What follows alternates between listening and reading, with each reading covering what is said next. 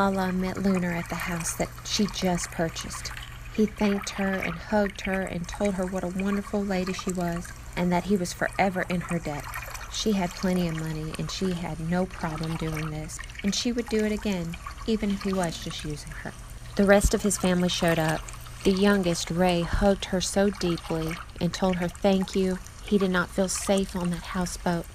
Lunar and Jen and Ray hopped into the pool. Lala sat next to Ben and she told him that they did not owe her anything. She told them that them taking in those two children was so wonderful and that they were doing good, and this was her way of contributing.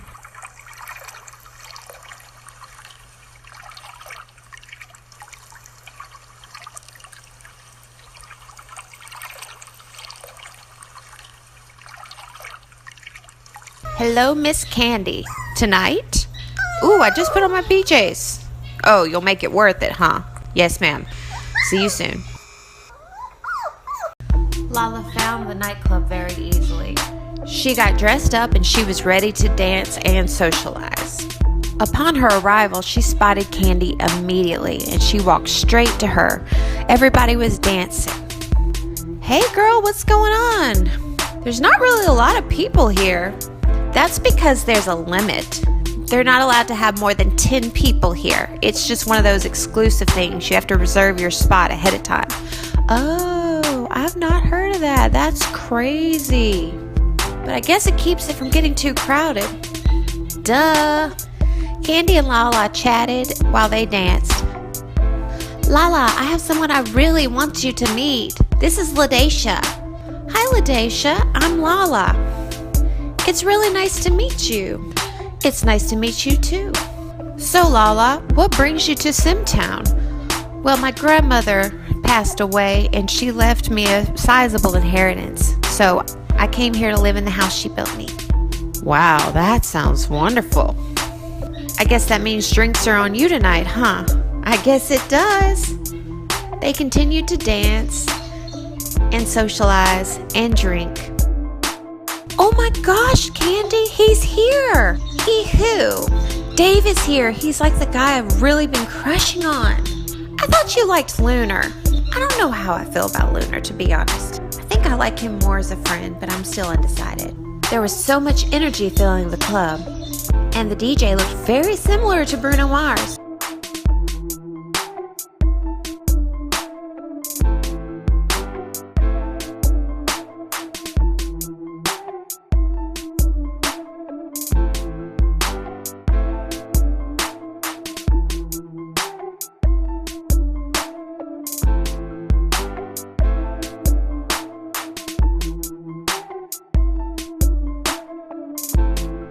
Lala decided to go sit in a booth, thinking that if Dave saw her, he would come straight to her. She was correct, he did. He came right over. Well, little lady, I've got to get on to work. Since I'm the new guy, I work the night shifts and the shifts that no one else wants. I just hate that you have to leave. I feel like you just got here. Well, I did just get here. Well, can we set up a time for just you and me to hang out? Sure. Can I come over tomorrow, for supper? Yes, and you'll be happy to know that bacon and eggs is not on the menu. All right, doll, I gotta go. You enjoy your night. Please be safe. Call an Uber if you have to. All right, bye. Ladacia, Lala, and Candi made it back to Candi's house. Candi's house was more like a bed and breakfast than a house. It had rooms with beds, and there was like a little separate kitchen. It was really neat how it was set up, and she had 2 little pools. I got into a deep conversation with Ladacia. Okay, so Candi got out of the shower, and it was Ladacia's turn. Lala and Candi sat and talked. Listen, Candi said, I've got something really serious to talk to you about. Like what? Lala said. Lunar. Oh no, Lala said. What about him? Darling, he's married. He's married? And he's flirting with me? Lala said. Yep, he's married. Well, who's he married to? Do you remember Ben? Oh my God. God. What? When Lala came out of the shower, she was wearing nothing but a towel wrapped around her and a towel on her head. Candi felt a very strange attraction to her. Well, Daisha decided to go to sleep early. But when she got in there was a man sleeping in the bed that was not there before. She's like, whatever, I'm going to sleep. I don't care. I'm just trying to go to sleep so I can get up and go to work in the morning. Candi and Lala talked a little bit more about the Lunar situation. And Candi made Lala promise not to buy him anything extravagant like that again. At least wait a little while, make him earn it. And Candi got this strange sensation like she wanted to kiss Lala. She actually was about to make her move. But then the lights started flickering on and off, on and off. The stupid ghost that haunts her house was ruining it for her. Holy cow, Candi! Do you have ghosts here? Yes, ma'am, but they're not mean ghosts. Well, I can sleep if there's a friendly ghost, Lala said. I think I'm going to go ahead and go to sleep. I've got stuff to do tomorrow. I plan on going to see my parents and my brother. Well, that will be fun, Candi said. Good night.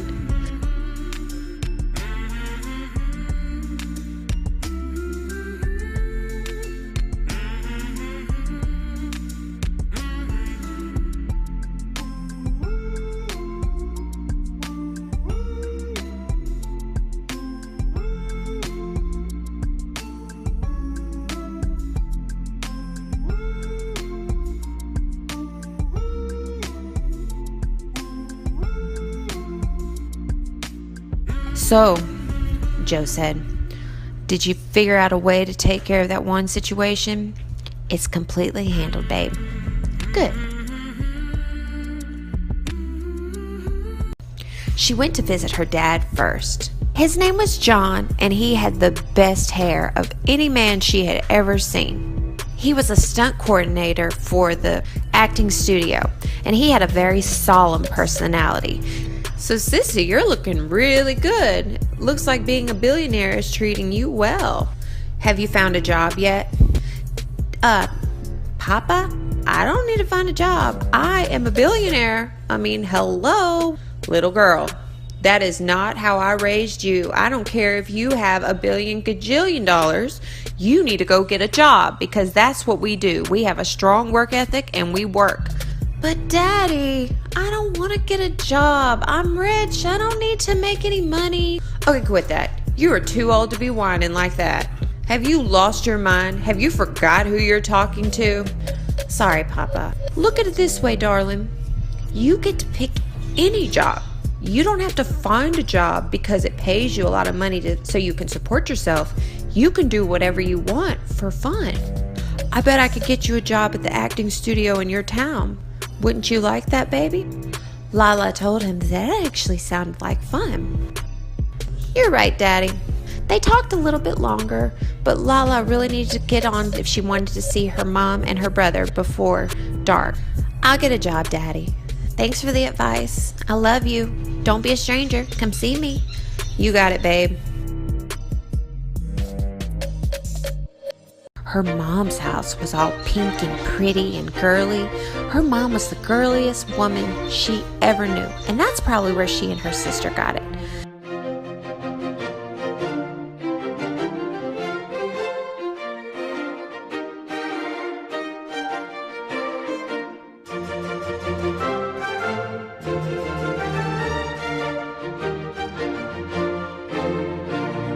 When Lala arrived, she saw the fairy. Lala had always wanted a fairy.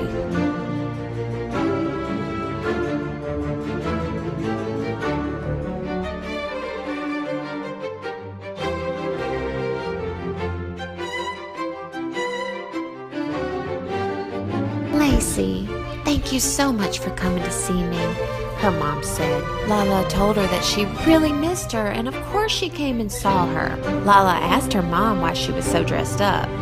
Her mom told her that she just got back from a revival. I just saw Dad, Lala told her mom. Well, how did that go? Well, Mom, he told me that I needed to get a job. Well, you know he's right. We work in our families. I don't care if you have a buku million bajillion dollars, you need to work. Mom, that's exactly what Dad said. I know. Even though we didn't get along on a lot of things, or agree on a lot of things, we agree on that. Lala and her mom talked a little bit longer. She loved this house. Her room was set up just like it was before. Well, actually, it was the room she and her sister Lori shared. Mama, do you know where Lori is? Well, baby, she's hiding from you. Why is she hiding from me, Mom? Because she felt like she should have got part of that inheritance. But Mom, that's why I'm trying to find her. What do you mean, babe? I didn't inherit $4.2 billion. I inherited $8.4 billion. My intention was always to give Lori her half. Oh my goodness, are you serious? Yes, ma'am. That was the plan all along. Her mom told her that was a very sweet gesture, but she also reminded her how Lolo was really bad with her money. Lala told her mom that her plan was to give her an allowance of $5,000 a month and a little bit extra in a savings account for emergencies and big purchases. And if it was a really big purchase, Lala could sign off on it. Her mom told her that she should know at this point that Lolo would not like that at all. Lala told her mom, but isn't that better than nothing?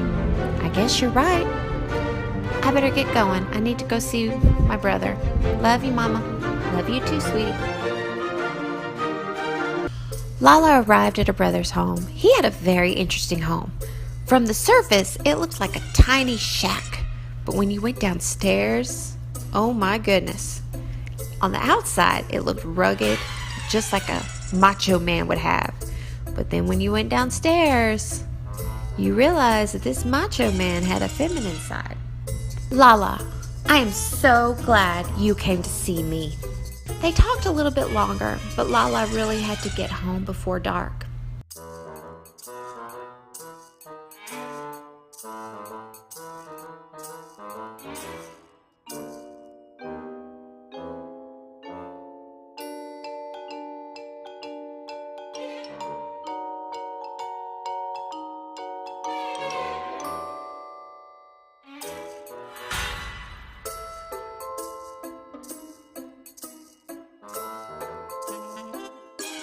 Daisy! Come here, girl!